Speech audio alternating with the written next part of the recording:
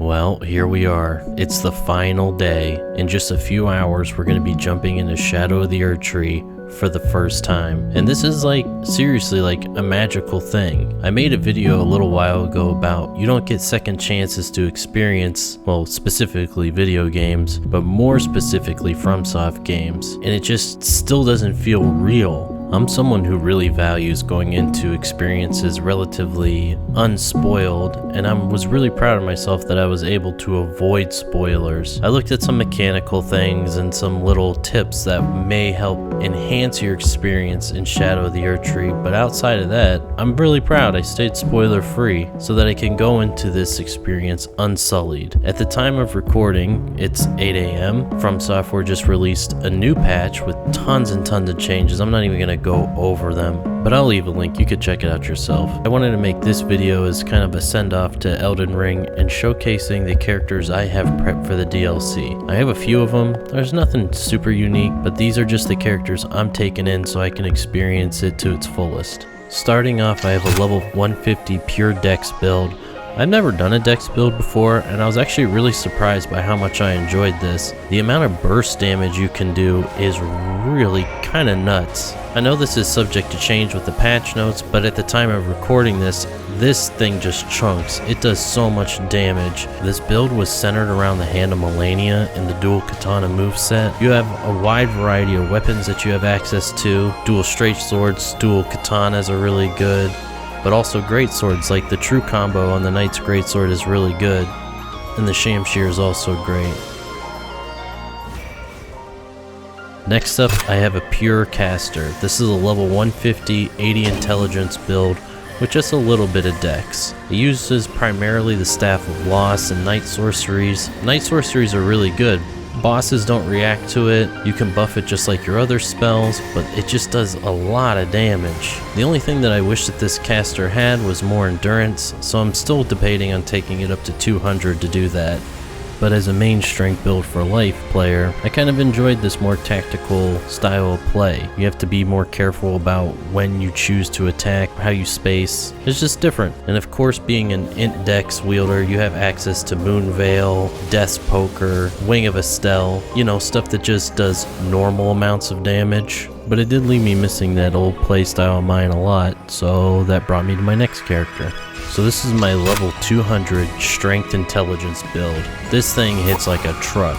54 strength, 80 intelligence, has access to all these strength intelligence weapons that makes me unga, therefore I bunga. The main idea of the build came with wanting to use Scholar's Armament. I kind of find the weapon buffs in Elden Ring, they kind of leave a lot to be desired, and I really wanted to make it work. Not only because I like the visual aesthetic of having a blue glowing weapon, it made me think of older Dark Souls games with the Dark Moon Blade and certain buffs like that. I never really got to use those because I just did straight up strength builds. But yeah, this build plays a lot like a strength build. You have all the really good heavy infused weapons that you can buff with Scholar's Armament.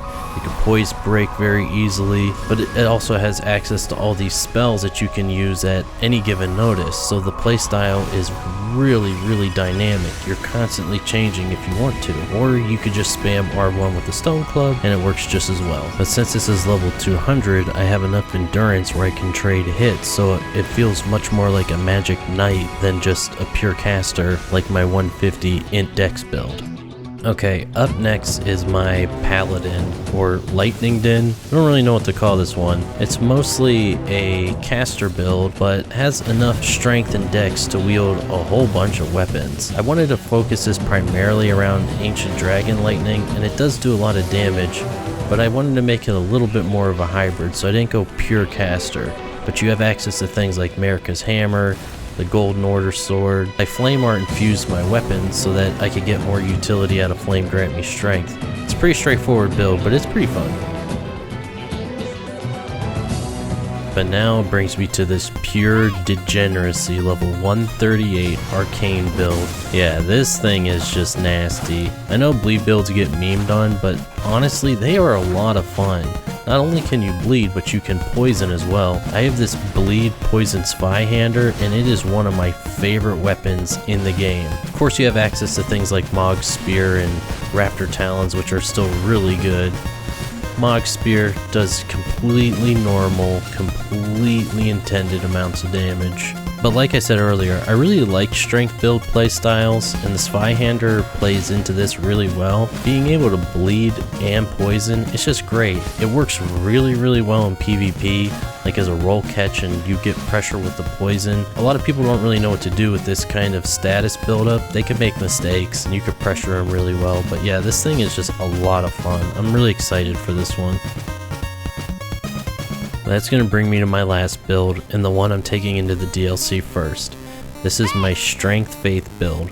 Right now it's currently sitting at level 125, but this is the character I did my last playthrough with, using all the Bistro incantations and Erdtree when I got it. And I just gotta say, in the early game having access to those incantations made it so much easier. Even having Bistro Constitution be able to heal over time, it was so good. Being a strength build, you also have access to a lot of really great things like Knight Rider's Glaive and the Zweihander.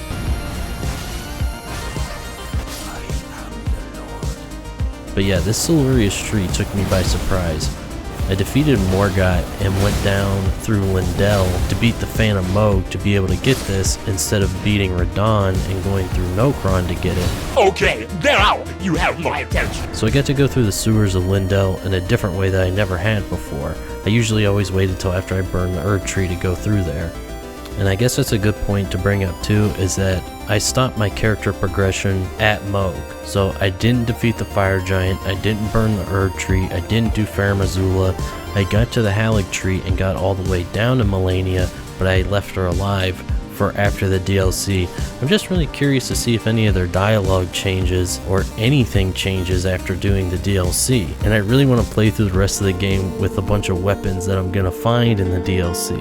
As far as Elden Ring content going forward, I think I'm gonna do what I did when I was going through Tears of the Kingdom. I'll be uploading things as I do them, probably primarily shorts or first impressions, things like that, but I'll try to keep it relatively spoiler free. I'm not gonna put a spoiler in the thumbnail or anything, and I'll always give a spoiler warning beforehand. With these open world type games, it's so easy for one player to go left and another player to go right, and to be able to spoil things on either path for each player. So I'm very aware of that, and I don't want to do that to anybody. I would feel really bad if I spoiled something by putting like a boss in the thumbnail or something. If that sounds good to you, then hit the subscribe button, and I'll see you in Shadow of the Erdtree. Thanks for checking out the video. Share your builds below. I'm really interested to hear what people are taking into the DLC, and have a good one, y'all.